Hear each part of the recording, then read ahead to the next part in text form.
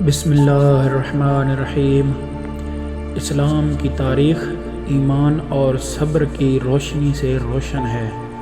آئیے ہم آپ کو لے چلتے ہیں ایک سفر پر سیرت اور اسلامی واقعات کے ذریعے۔ جب مکہ میں ظلم اپنی انتہا کو پہنچ گیا اور ایمان والوں پر زمین تنگ کر دی گئی، تب اللہ تعالیٰ نے اپنے محبوب صلی اللہ علیہ وآلہ وسلم کو حکم دیا کہ اب وقت آ گیا ہے ہجرت کا۔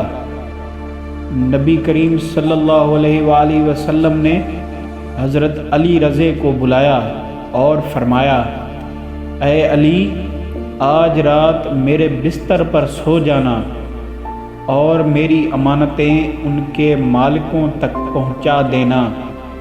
یہ وہ رات تھی جب دشمنوں نے گھر گھیر رکھا تھا تاکہ صبح ہوتے ہی نبی کریم صلی اللہ علیہ وآلہ وسلم کو قتل کر دیں۔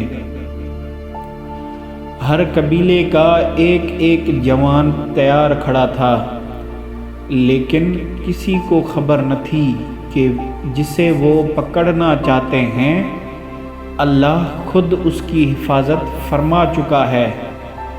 نبی کریم صلی اللہ علیہ وآلہ وسلم نے مٹھی میں مٹی لی، سورہ یاسین کی آیات تلاوت کی اور دشمنوں کے سروں پر مٹی ڈال دی۔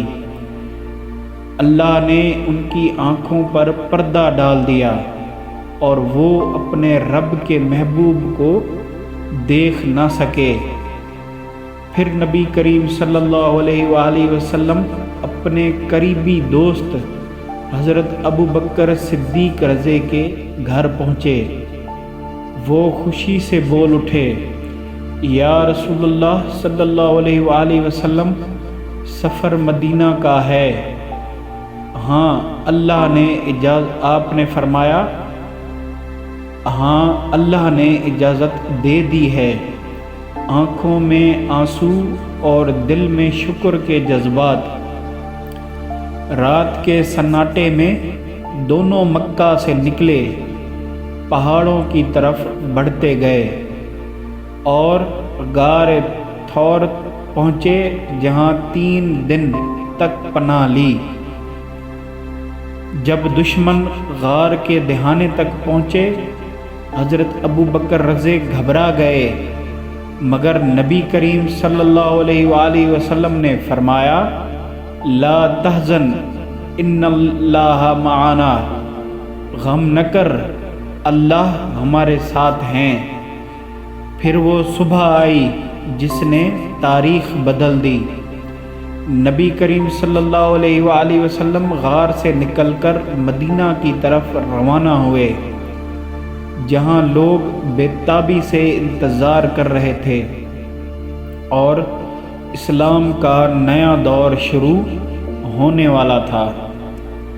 یہ تھا اسلام کی تاریخ کا ایک روشن واقعہ۔